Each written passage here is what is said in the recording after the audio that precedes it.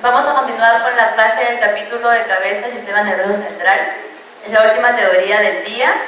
Presentamos al doctor Julio Saldaña, que también ya dictó el día jueves en osteomuscular. Él es médico radiólogo y actual trabajador del CEREMA, el Centro de Resonancia Magnética. El tema que va a presentar es el tema de espectroscopía. Palmas para él, por favor.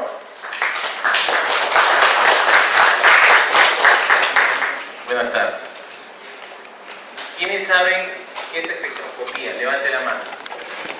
Para tener una idea. A ver, ¿ya has escuchado de espectroscopía?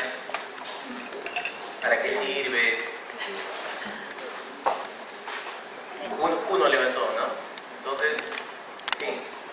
¿Me podría decir para qué sirve o qué has escuchado de espectroscopía? Es parte de la resonancia magnética funcional y que indica metabolitos que son los que producen las entidades que están vinculadas, ¿no? Por ejemplo, puede ser como hay un cáncer que tipo de metabolitos que producen, ¿no?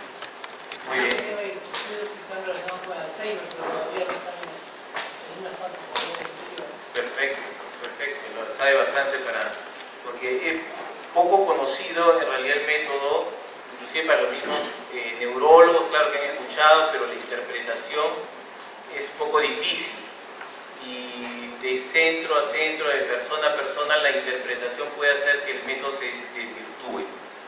Entonces hay que tener cierta experiencia para poder interpretar. Lo que le voy a presentar son unas curvas y las curvas van a ir con imágenes. Es el mismo principio de la resonancia magnética, como lo han dicho, es lo mismo. Inclusive es más antiguo que las imágenes cuando empezó la resonancia magnética, esas curvas. Sin embargo, que en muchos años se dejó de lado y después se retomó. Y ahora ha adquirido una gran importancia. Algunos lo pueden comparar con una biopsia virtual, ¿no? Como si sacaran virtualmente una muestra para estudiar a ver si se trata de una infección, si se trata de un tumor, se trata de otro proceso. Y también en el Alzheimer, como lo han dicho, está bastante adelantado. Vamos a ver lo principal de la espectroscopía. Entonces, como lo dije, es el mismo principio que la resonancia magnética, pero se diferencia en la forma como se va a presentar. No se presenta como imágenes, sino como unas curvas dentro de un espectro que está en hercios, del 0 al 4. Y no es invasivo, no necesita colocar ninguna sustancia. Y nosotros vamos a tener estas curvas en las que destacan dos picos, el pico de agua y el pico de grasa. El pico de grasa va a estar más o menos en 1 y pico y el otro en 5 y pico, pero suprime la máquina automáticamente estos dos picos porque son tan grandes que los demás picos que no se ven acá los hace tan pequeños que no se ven. Entonces la máquina automáticamente suprime estos dos picos y se queda con esta curva. Esta es la curva que nosotros vemos, que nos da por resultado. Cuando ponemos un voxel es como un cubo, lo ponemos por ejemplo un tumor, o pensamos que es un tumor o una infección, estamos dudando, y ponemos ese cuadradito o ese cubo dentro de la lesión y podemos, de acuerdo a los metabolitos que nosotros podemos tener, podemos inferir si se trata de un tumor, si se trata de una infección. ¿Y cuáles son los metabolitos principales? Los principales que la máquina los arroja automáticamente con un valor son 4. El primero es el N-acetilaspartato, ¿no? que acá lo van a ver como NAA. Tiene que ver con la viabilidad y con la densidad neuronal. Esta es la parte más importante, porque si fijan bien estos conceptos, lo demás se le va a hacer fácil. En realidad no es difícil, ¿no? Es cosa de saber interpretar. Son 4 que los tenemos acá. El segundo es la creatina, no creatinina, no, sino creatina, que está relacionada con el ATP celular, con la energía. Entonces, pase lo que pase, hay un tumor, una infección o cualquier otro proceso, la creatina es el que menos va a sufrir cambios. Por eso se lo utiliza como denominador. ¿Denominador por qué? Porque hacemos relaciones. todos se van a dividir entre la creatina, porque es el más estable, ¿no? El N-acetilaspartato entre la creatina, la colina entre la creatina, el mistol entre la creatina, y se saca un ratio por razón. ¿Por qué sacamos ratio? Porque tenemos que comparar zonas, tenemos que comparar entre personas y entre pacientes y pacientes, y tenemos que tener un denominador para homogeneizar eso. No tomamos valores absolutos. La colina está asociado a la replicación celular a nivel de membrana. Quiere decir que cuando hay algo que aumente esa replicación de células, va a aumentarse la colina. Por ejemplo, un tumor, ¿no? En un tumor la colina va a estar muy elevada. Pero hay otras circunstancias que ya le voy a decir más adelante que también podrían elevar la colina, no a un nivel tan alto y no ser tumor. Por eso ahí está lo que les digo de saber interpretar. Es un poco difícil la interpretación. Y el mioinositol, que es un marcador astrocítico. Entonces ya tenemos esos cuadros.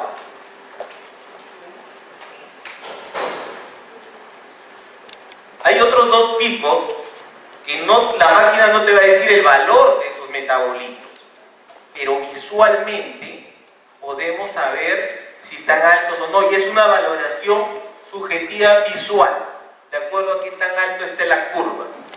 Y eso es el lactato y los lípidos. ¿Y dónde encontramos esos lípidos? Los lípidos dentro de esa curva, o ese rango del 0 al 4, van a estar entre 0.8 y 1.3 partes por millón, ppm, partes por millón. Y utilizando tiempo de ecos cortos. Ahora le voy a explicar lo que es tiempo de eco. Y el lactato lo vamos a encontrar, pero con tiempo de ecos largos. ¿Por qué con tiempo de ecos cortos? No, porque se va en positivo y se confunde con los lípidos, porque está en 1.33 partes por millón el lactato. Entonces, al utilizar un tiempo de eco largo, va a ser una curva invertida en 1.33, que puede ser un pico, puede ser a veces dos picos, doble pico de lactato, y lo podemos identificar claramente. ¿Qué es el tiempo de eco que les hablé, no? Porque uno se utiliza tiempo de eco corto, un tiempo de eco largo. Hay metabolitos que resuenan con tiempo de eco corto y hay metabolitos que resuenan con tiempo de eco largo. ¿Qué es el tiempo de eco? Vamos a tratar de explicarlo.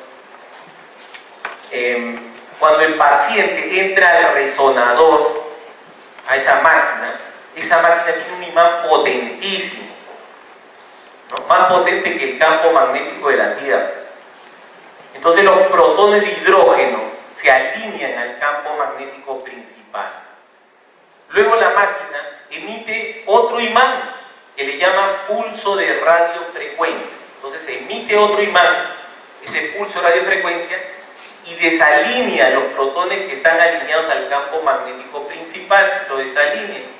Deja de emitir ese segundo imán y los protones se vuelven a alinear al campo magnético principal. Entonces ese alinearse y desalinearse, ¿no? En fase, fuera de fase, genera una energía. Esa energía se libera y es recibida por la computadora. Ese tiempo, desde que la energía se libera hasta que lo recibe la computadora, eso se llama tiempo de eco. Y tiempo de repetición es el tiempo entre un pulso de radiofrecuencia y el otro pulso de radiofrecuencia, o sea, el segundo imán que estábamos hablando. Son parámetros ya más técnicos. Ahora, algunos de estos metabolitos vamos a relacionarlos con ciertas enfermedades. Vamos a poner algunos ejemplos, ¿no? En niños con hiperactividad se ha visto aumento del N-acetilaspartato. En Alzheimer está disminuido el N-acetilaspartato. La colina aumentada en tumores. Los lípidos en infecciones, ¿no? La tuberculosis provocan gran picos de lípidos y todas las infecciones. El mioistol en Alzheimer. Y cada uno tiene tiene una manera de reconocerlo. Entonces ahí está la curva y tenemos los 4 picos principales: el N-acetilaspartato, luego más chiquito la creatina, luego más chiquita la colina y luego más chiquito el mioinositol. Entonces han visto que la curva es descendente, excepto en sustancia blanca del cerebro, que la colina podría ser un poquito más que la creatina que está acá, o también puede ser así y ser normal, ¿no? Con esa ligera excepción, pero no mucha diferencia entre esos metabolitos, no. Ahora, cada uno tiene su propia huella digital. ¿Qué quiere decir eso? Que cada uno tiene su propia ubicación dentro de esta escala del 0 al 4 partes por millón, una escala de hercios, tiene su propia ubicación. ¿Dónde se ubica el N-acetilaspartato? En 2.02 partes por millón. ¿Dónde se ubica la creatina? 3.03 partes por millón. ¿Dónde se ubica la colina? 3.23 partes por millón. ¿Dónde se ubica el mioinositol? 3.56 partes por millón. Estos son los principales. Hay primer pico, segundo pico, algunos tienen tercer pico. Hay otros metabolitos que seguro nunca los han escuchado y que ahora los mencionaré, que están más chiquitos y necesitamos otro tipo de espectroscopía. Ese otro tipo de espectroscopía, nosotros le llamamos una espectroscopía avanzada. No lo hacen, otros centros no lo hacen, y a nivel de Sudamérica hay como 3 o 4 que lo hacen, ¿no? Entonces, ya además de investigación, pero que se utiliza para enfermedades muy frecuentes. Entonces, repito, el N-acetilaspartato tiene un pico en 2.02, que es el principal, tiene otros picos más, pero el principal es de 0.2 y es un marcador de salud neuronal y axonal. Se observa solamente en tejido nervioso. Por eso cuando hay una metástasis y es muy grande, no tiene por qué tener N-acetilaspartato. A menos que esté agarrando un poco en el cubo, está agarrando un poco de tejido parenquimal. Pero igual no va a tener el valor normal. Por eso es propio, ¿no? Imagínense una metástasis de riñón que se va a cerebro, ¿no? Y es bien grande. Y todo el cuadradito, el cubo, está englobando solamente la lesión. No tiene N-acetilaspartato porque no es una lesión de cerebro, no es un tumor glial, es un tumor que viene de riñón. Entonces no tiene por qué tener el N-acetilaspartato, y si lo tiene porque agarra un poquito de cerebro sano al costado del tumor, ¿no? Va a ser muy bajo, no va a tener este nivel. No hay valores que digamos a partir de tanto está bajo, a partir de tanto está alto, y esto no es matemática. Son rangos de lo que uno siempre está acostumbrado a ver, lo que uno comparando con el lado contralateral. Hay varias maneras, pero no es esto que son datos, fórmulas y números que uno puede decir a partir de tanto está bajo. Hay algunas circunstancias que sí, estudios que se han realizado. Por ejemplo, se dice que la colina entre la creatina, más de 1.6 generalmente es un tumor y menos de 1.6 generalmente es una infección. Y sí se cumple, ¿no? Pero no en forma matemática ni categórica.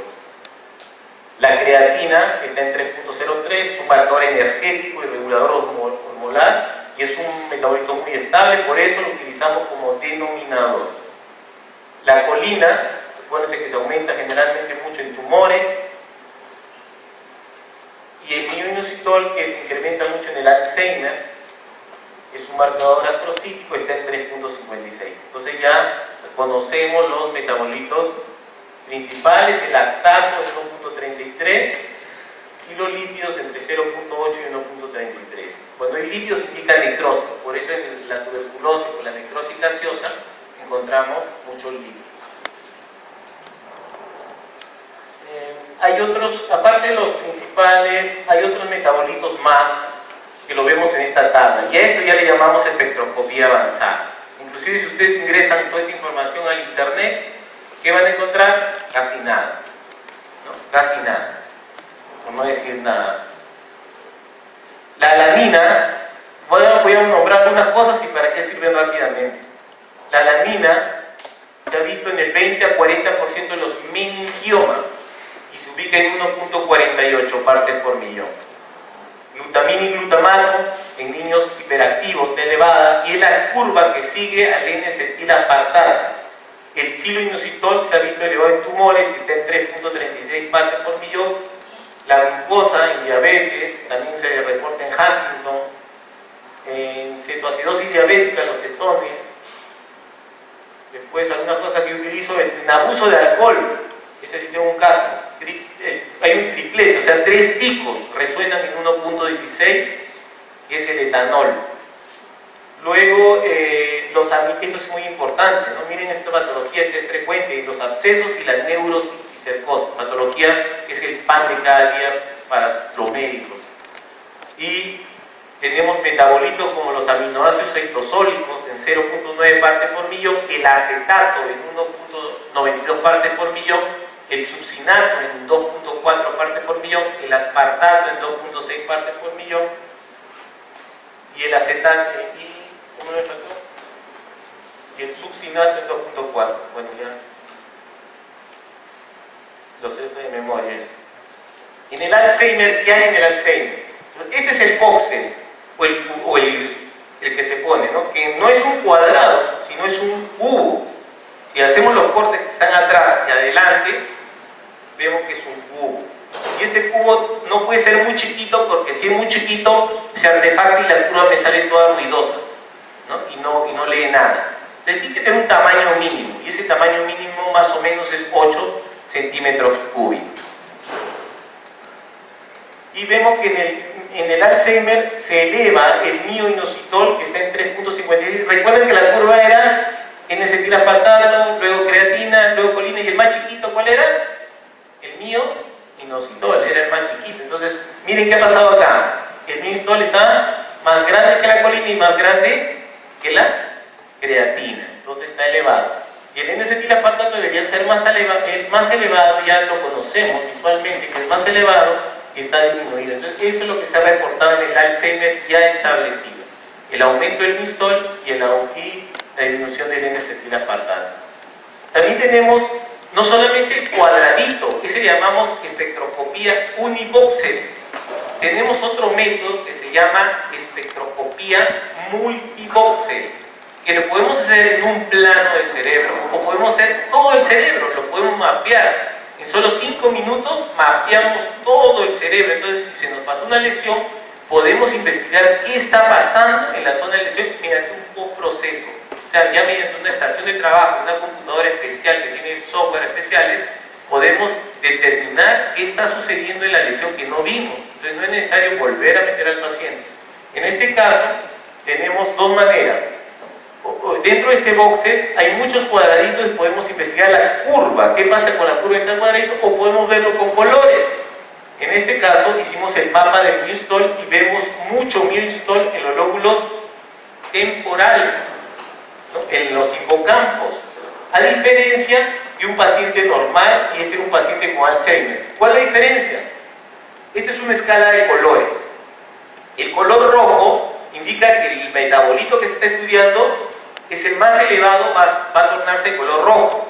Conforme va bajando en la escala cromática, el azul y el celeste van a ser donde menos concentración haya de metabolito, ¿no? Bien sencillo. Entonces, esta parte roja es donde más metabolito hay, bueno, y le seguirá la anaranjada y luego la amarilla.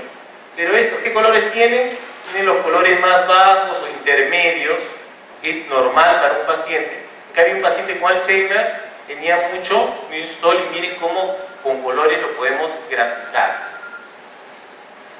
¿Y por qué? Porque el Alzheimer ya se descubrió que empieza en la corteza entorrinal, o sea, es decir, en una parte del hipocampo que se llama corteza entorrinal.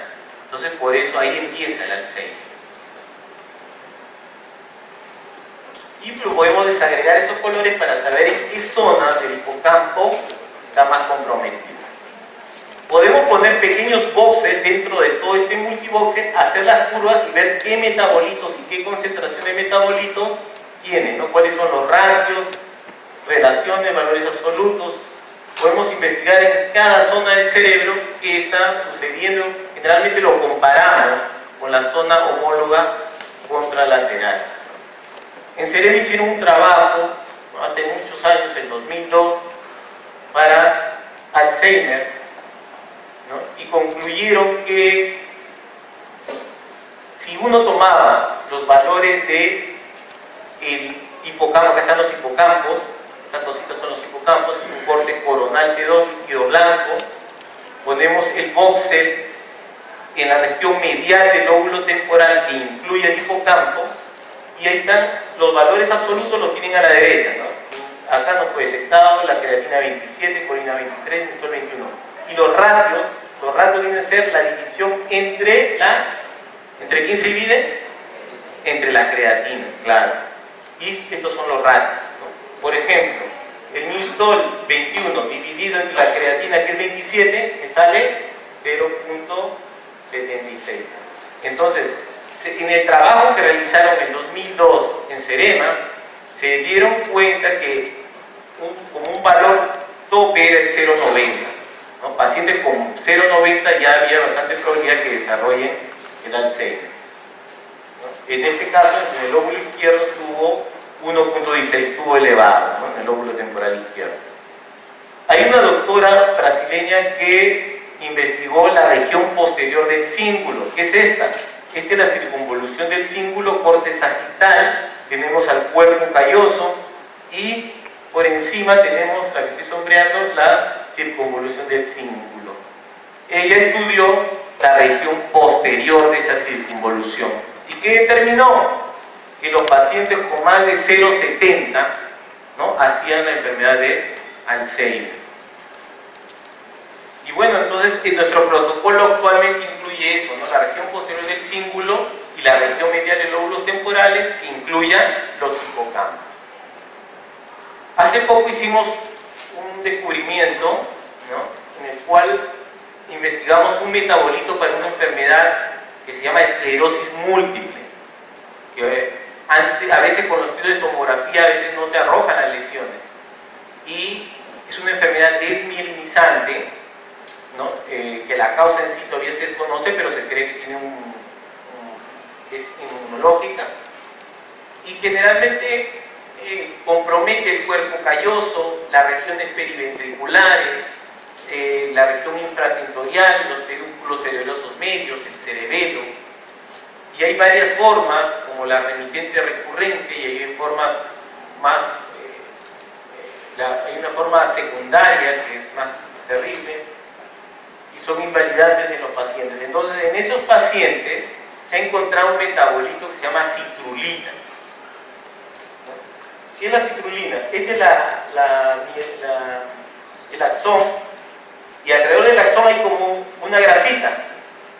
Esa grasita es la mielina, ¿no?, que sirve para la conducción nerviosa. Entonces, cuando la arginina pierde un amonio, mediante un proceso de citronización, va a haber una inestabilidad de esa mielina, y eso va a predisponer a una enfermedad desmielinizante. Entonces se convierte la arginina en citrulina, perdiendo un amonio. Acá hay un caso en el cual vemos todas esas manchitas blancas, hiperintensas, que le llamamos, en esta secuencia, que son FLAIR, son zonas de desmielinización. Esas zonas de desmielinización pueden ser muy inespecíficas, pueden corresponder a procesos isquémicos, pueden ser una enfermedad desmielinizante, pueden tener 1000 causas. Y una de ellas son en pacientes jóvenes, ¿no?, generalmente 20 a 40 años, mujeres, generalmente mujeres. Tienen esas enfermedades que pueden hacer, son más propensas a hacer la esclerosis múltiple, es más frecuente en ese tipo de pacientes. Y miren acá una línea blanquita entre el cuerpo calloso y el septum, que se llama la unión callo-septal. También está blanca, está hiperintensa, también es un signo de esclerosis. Y el cuerpo calloso en este caso no está comprometido, pero también es característico. Pero hay formas que son muy cantadas, ya casi no hay mucha duda, pero hay formas que recién empiezan o que tienen pocas lesiones y nos prestan a confusión imagenológica o a plantear varias posibilidades. Entonces, se ha visto que tratando de ubicar este metabolito citrulina, se presenta en el 75% de los pacientes con esclerosis múltiple, mientras que en el 27.2% también de las personas normales también lo encontramos, pero es más alto, mucho más alto en pacientes con esclerosis múltiple. Ese trabajo lo hemos hecho, lo hemos presentado en Estados Unidos. Fue escogido entre los 5 mejores del mundo, lo publicaron en el Congreso de Radiología, en la revista General Electric, en el Congreso de Radiología de Estados Unidos. Y lo buscamos así, entre la curva de la colina y la creatina, acá lo buscamos, pero no con espectroscopía convencional, sino mediante espectroscopía de análisis, que es una espectroscopía avanzada. Y podemos, mediante un software, amplificar esa curva, y lo que no estaban nuestros ojos viendo, porque era demasiado pequeño, lo vemos ahora entre la curva de la creatina, que les dije que estaba en 3.03, ¿se acuerdan? Y la curva de la colina, que les dije que estaba en 3.23. Y miren, ¿no?, bien exacto dónde están los picos, y este pico está en 3.15, siempre está en 3.15. Ese pequeño pico, esta es la citrulina, la famosa citrulina. Tú le preguntas ahorita a los neurólogos qué es citrulina, y de 100 neurólogos, 3, 4, ¿saben? Los demás no saben qué decir, porque es algo nuevo. Es algo nuevo. Y usted ya lo sabe, no se van a olvidar. Y yo lo puedo dosar, manualmente yo lo doso, ¿no?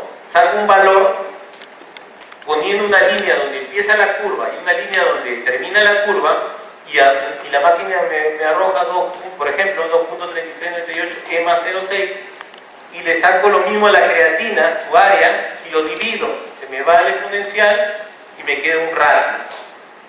Y así voy dosando, también tengo esa posibilidad de ir dosando y ver viendo en el tiempo cómo va esa citrulina. En meningiomas, ¿no?, por ejemplo, un paciente de 62 años con cefalea, cuadro de confusión, alteración del estado de ánimo, hay algunas contraindicaciones para la espectroscopía. O sea, ¿cuándo no deberíamos hacer espectroscopía? ¿Por qué? Cuando está muy cerca al hueso, o sea, la calota craneana, una lesión, como en este caso, ¿no? Acá está la calota, entonces me va a dar artefacto porque va a agarrar hueso. Cuando la lesión tenga sangre, también. Cuando haya clips, no artefactos por clips de cirugía, me va a dar también alteración del efecto. Pero, claro, ahí está una curva artefactada. Esto es como un ruido. No me da metabolitos. Cuando yo hablo de artefactada es esto. Y la lectura, nada, no detectado, ninguno no detectado. Pero sin embargo, ponemos alanina, buscamos la alanina en 1.48, no estamos muy convencidos, la amplificamos más, y en 1.48 tengo mi curva de alanina. La alanina se ha visto en el 20 a 40% de los meningiomas. El siloinositol se ha visto en tumores, por ejemplo, en meningioma los he encontrado bastante, en 3.36, miren la exactitud, ¿no? 3.36 está reportado y justo en 3.36. Esto también es muy nuevo. Ponen en internet tumores y siloinositol, no le sale nada. No le sale nada. Alanina 1.48. Acá también se ve la alanina. Cuando en un meningioma encontramos colina alta, ¿qué significa? No significa que sea maligno, porque hay meningiomas malignos, pero son rarísimos. Sino significa que ese meningioma está creciendo rápido. Porque hay meningiomas que crecen lentamente, y a veces podemos esperar al paciente un tiempo. Pero podemos saber si un meningioma está creciendo rápido o no. Eso también es una ventaja. ¿Qué pasa en las infecciones, ¿no? El pan nuestro de cada día es la tuberculosis, ¿no? Todos los días van a escuchar tuberculosis. ¿Qué pasa en la tuberculosis? ¿Cómo nos ayuda la espectroscopía? Tenemos una lesión paraventricular derecha, que luego que le ponemos la sustancia de contraste, que en resonancia se llama, ¿cómo se llama el contraste en resonancia? Gadolinio, muy bien, gadolinio, realza, ¿no?, de forma intensa y heterogénea, tiene un realce. Le hacemos la espectroscopía y vemos que con tiempo de eco corto, y hablamos que es tiempo de eco, ¿no?, desde que se libera la energía hasta que la recibe la computadora es el tiempo de eco. Cuando hablamos de tiempo de eco corto, utilizamos 35 o 44, cualquiera de los dos. Cuando hablamos de tiempo de eco largo, utilizamos 135 o 144. Cuando muy alto, tiempo de eco muy alto, 270. Hay metabolitos que reaccionan a 270. Entonces, cuando utilizamos tiempos cortos, vemos entre 0.8, les dije acá, empieza acá, y 1.3 sería acá, esta curva. Todos estos picos son lípidos. Entonces, si tenemos muchos lípidos, pero ojo, ¿qué pasa? La colina, miren cómo está. Está más alta que la creatina. Está la colina. Entonces, ¿qué es? ¿Un tumor o es una infección? No está muy alta la colina. Si no tiene un pico de lípidos, no tiene mucha necrosis. No tiene un poco de necrosis, pero no tanto como para pensar que es un tumor que se esté necrosando.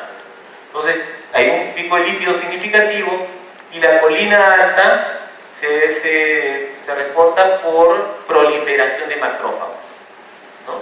Ya no es por proliferación celular como en los tumores, sino en este tipo de infecciones se atribuye a proliferación de macrófagos. Esa sería la explicación por qué hay colina alta. Entonces, ahí les digo que se confunden mucho. Algunos interpretan como todo, si colina subió, ahí es tumor. No es así. Generalmente sí, pero no es tan cierto. Le hacemos los mapas de espectroscopía multiboxe que ya les expliqué y no hay color alto de colina. Si esto se pone color rojo, coincide con un color rojo, yo diría, no, acá puede ser que no sea una infección y sea un tumor. Y sobre todo si es el mapa de colina entre creatina, porque le puedo hacer el mapa de colina solo y le puedo hacer el mapa de colina entre la creatina. Yo más valor le doy al mapa de colina entre la creatina. Y este es un estudio de perfusión, ¿no? Es un estudio de perfusión. Cuando hablaron acá dijeron los estudios funcionales. Los estudios funcionales son la perfusión, la espectroscopía, los funcionales propiamente dicho. Hay una serie de estudios funcionales en resonancia magnética y este es uno de ellos, la perfusión. ¿En qué consiste? Tenemos dos métodos de perfusión. Una perfusión que utilizamos sustancia de contraste y una perfusión que no utilizamos sustancia de contraste que se llama arterial spin level. Esta es una perfusión con contraste y el mapa es lo mismo que le estoy explicando, ¿no? El mapa de colores. El rojo es el nivel más alto de perfusión y el azul el más bajo. ¿Por qué esta parte del cerebro está rojita y por qué esta parte está celeste? Porque la sustancia gris tiene 4 o 3 veces más perfusión que la sustancia blanca. Por eso tiene más perfusión, o sea que tiene más llegada de sangre. Este multibox se puede analizar qué pasa en cada cuadradito y ver en la lesión con los números, acá por ejemplo 15 y 16, me voy a los números 15 y 16 y veo qué pasa con los lípidos, veo qué pasa con la colina. Por eso les digo que puedo estudiar al milímetro hasta lesiones pequeñas. Generalmente para la espectroscopía uniboxe la lesión tiene que tener mínimo 1 centímetro para que sea una buena muestra. En la multiboxe no tanto, pero mientras más grande, mejor se puede estudiar. Después del tratamiento antituberculoso, la lesión remitió confirmando que se trató de una tuberculosis. Entonces, como acá puede parecer un tumor, la imagen muchas veces puede simular un tumor, pero si tenemos muchos lípidos y una colina que no pasa 1,60, este es 1,48, hay que sospechar que esto puede ser una infección. Pasamos un examen de perfusión y ¿qué creen que pasa? Va a pasar como en los tumores hay neovasos, neoangiogénesis, va a ser hiperperfundido, o sea, va a pintar con el color rojo, con los valores más altos de la escala. Los tumores, de 16 tumores, 15 van a ser hiperperfundidos y 1 puede ser hipoperfundido. En cambio, las infecciones son hipoperfundidas. Entonces, con la perfusión, la espectroscopía, nuestra fidelidad diagnóstica se incrementa grandemente, ¿no? Típico tuberculoma, un gran tipo granulomatoso que tiene un pico muy alto de colina, la colina no pasa de 1,60, está en 1,56. Este es un caso de abuso de alcohol en el cual se le pone el boxer en la zona occipital. Tenemos 3 picos, 1, 2 y 3, es un triplete. Hay pocos tripletes en espectroscopía, en 1,16 en abuso de alcohol, ¿no? Este lo obtuve cuando estuve en Argentina, en un instituto Gamma, que es muy conocido por la parte de psiquiatría, ¿no? Trastornos psiquiátricos están muy avanzados en la espectroscopía. Y ahí está el triplete de Thanos. También hemos tenido un caso de Huntington, Sabemos que hay familias de Huntington en Cañete, más Chincha, ¿no? Hay bastantes familias ya conocidas, y en la cual en los estudios están disminuido el volumen de los núcleos caudados, de los núcleos ventriculares son pequeños, ¿no? Y tenemos un pico de glucosa, este pico en 3.43, así como hay otros picos más que se describen en esta enfermedad.